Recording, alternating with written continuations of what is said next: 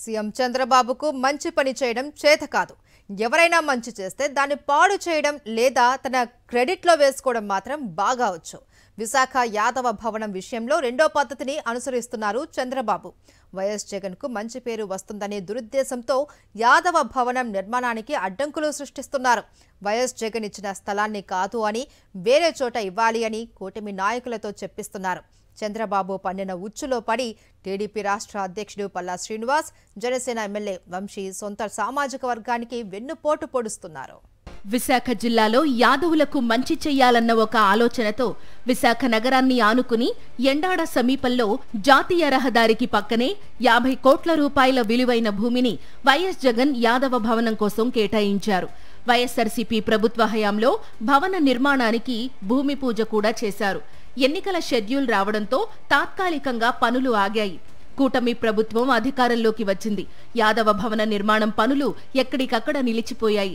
ఏడాదిన్నర కాలంగా ఒక్క ఇటుక కూడా వేయలేదు. ఇక్కడ భవనం నిర్మిస్తే వైఎస్ జగన్ కు మంచి పేరొస్తుంది. అందుకే అక్కడ బిల్డింగ్ కట్టకూడదు. ఇదే చంద్రబాబు ఆలోచన. దీనికోసం ఏకంగా లొకేషన్నే మార్చేయాలని కుట్ర పన్నారు. అలా అని తన చేతికి మట్టి అంటకూడదు. అందుకే యాదవ వర్గానికి చెందిన నేతల్నే ఎగదోశారు. వైఎస్ జగన్ కేటాయించిన ఈ భూమిని కాదని వేరే చోట తమకు స్థలం ఇవ్వాలని కూటమి నేతలు ఇప్పుడు కొత్త పల్లవి అందుకున్నారు. ఏ ప్రభుత్వం చేయలేని విధంగా వైఎస్ఆర్ కాంగ్రెస్ పార్టీ ప్రభుత్వం జగన్మోహన్ రెడ్డి గారు మరి యాదవులకి 50 సెంట్లు ఇచ్చినప్పటికీ ఆ తర్వాత భూమి పూజ చేసి ఉన్నారు ఆ ఎండాడ దగ్గర.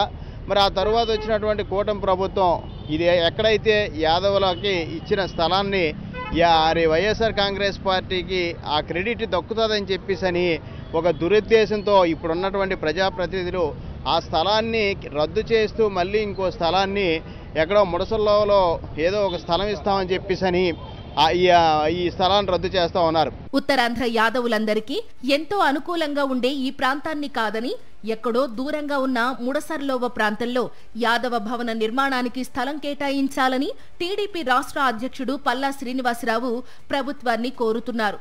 దీనికి జనసేన ఎమ్మెల్యే వంశీకృష్ణ శ్రీనివాస్ యాదవ్ వంతపాడుతున్నారు. వీళ్లు ఇదంతా చేయడానికి కారణం ఒకటే, జగన్ కేటాయించిన స్థలంలో భవనం రాకూడదు. ఇది కేవలం జగన్మోహన్ రెడ్డి గారికి క్రెడిట్ ఉండకూడదని ఆలోచన, దుర్మార్గపు ఆలోచనతో ఇవి చేయడం అనేది దుర్మార్గం. ప్రజలందరూ కూడా యాదవులందరూ కూడా చేత్కరిస్తున్నారు.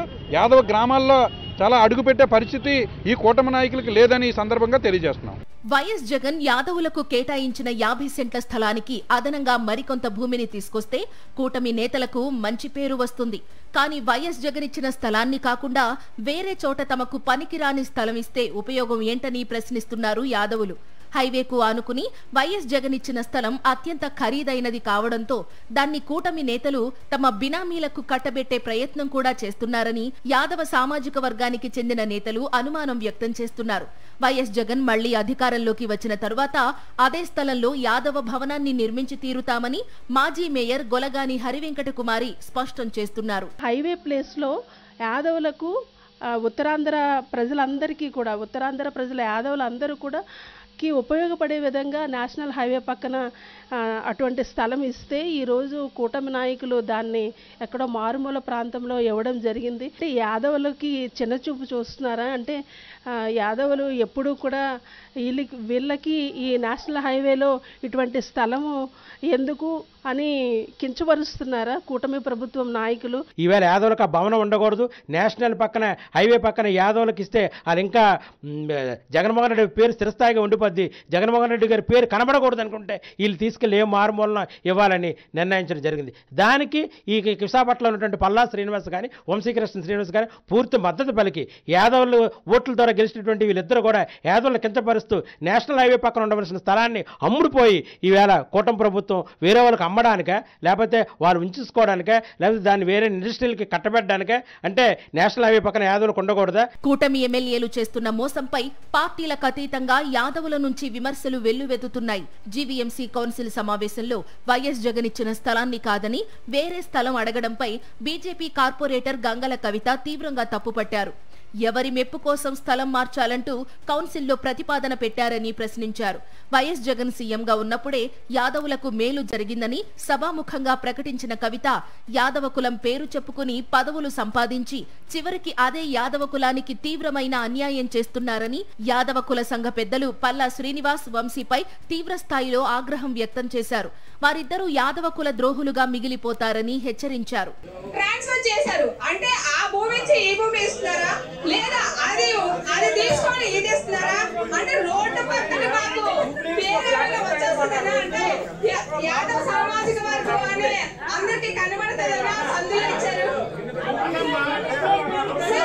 సార్ ఆగండి. ఇప్పుడు నిజానికి చెప్పాలంటే ఒక్క నిమిషం మా సామాజిక వర్గాన్ని గుర్తించారంటే అది వైసీపీ ప్రభుత్వంలో ఇచ్చారు. కూటమి నేతలు యాదవులకు మంచి చేయకపోగా వైఎస్ జగన్ చేసిన మంచి పనులకు అడ్డం తగులుతున్నారని ఆరోపిస్తున్నారు యాదవ సంఘం నేతలు. రాష్ట్ర పార్టీ అధ్యక్షులైన ఒక పల్లా శ్రీనివాసరావు గారు, ఒక ఎమ్మెల్యేగా ఉన్న సౌత్ నియోజకవర్గం ఒక వంశీకృష్ణ గారు, ఒక ఇద్దరు యాదవ సంఘం అధ్యక్షులు ఉన్నారు. దాంట్లో ఒక యాదవ సంఘం అధ్యక్షులు పేరు వినిపిస్తుంది, ఆయన వంశీకృష్ణరావు.